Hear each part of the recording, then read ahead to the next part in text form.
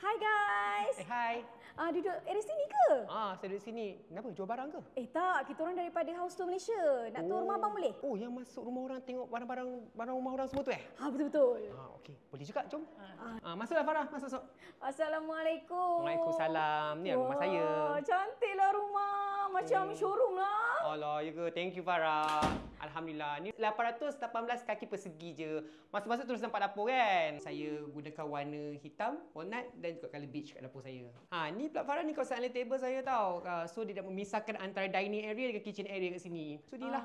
I sukalah ada ice comel kat sini Ni pula Farah di kawasan dining area saya. Dekat sini unik sikit lah kot saya rasa. Sebab saya buat dining bench. Kenapa saya buat? Sebab saya nak buat storage bawah ni. So boleh simpan barang dalam bawah tempat duduk ni. Lepas tu saya tak 2 kerusi dan meja makan. Lepas tu atas meja ni Farah, saya letaklah. Ni pinggan favourite saya ni Farah. Saya beli kat Objek. Riconaldi dan Objek punya pinggan. Farah, inilah kawasan living hall saya. Rumah bujang je kan. So okey lah saiz dia kan. Saya gunakan tema modern, minimalist, elegance.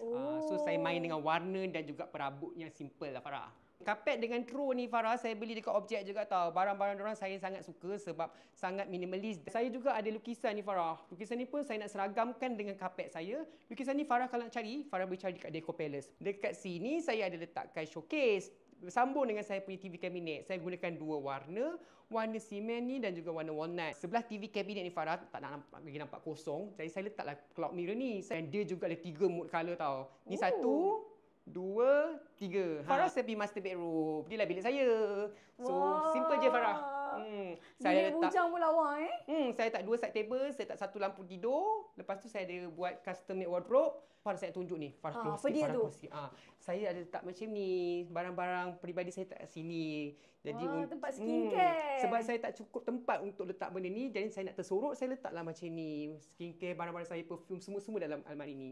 Dan yang penting tertutup dan nampak kemas. 2 kat rumah ni, bilik ni saya gunakan semua tema ada warna biru. Nampak tak? Saya gunakan bilik ni sebagai bilik tetamu lah. Dan juga bilik parent saya lah kalau parent saya datang ke sini. Yang penting jam dia comel. So Farah, ni bilik nombor 3 saya. Saya buat showcase dan juga wardrobe kat sini. So barang-barang orang kata koleksi peribadi saya semua saya simpan daripada atas sampai ke bawah ni. Macam-macam lah ada kat sini. Wah, saya ada kipas lama ni. Ni kipas special sikit sebab arwah nenek saya buat. Dan mak saya maklumkan dah hampir 100 tahun kipas ni punya usia tau. Wow, cantik kan?